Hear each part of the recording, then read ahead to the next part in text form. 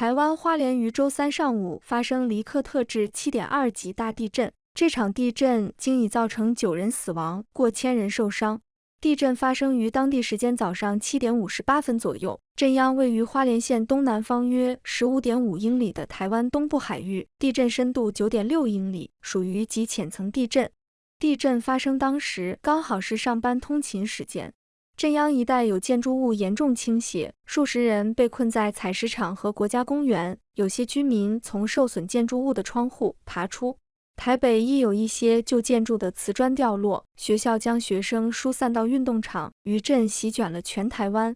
这起地震是当地自25年前921大地震后震级最高的地震，当年的地震规模达7.3级，总共造成超过2000人遇难，过万人受伤。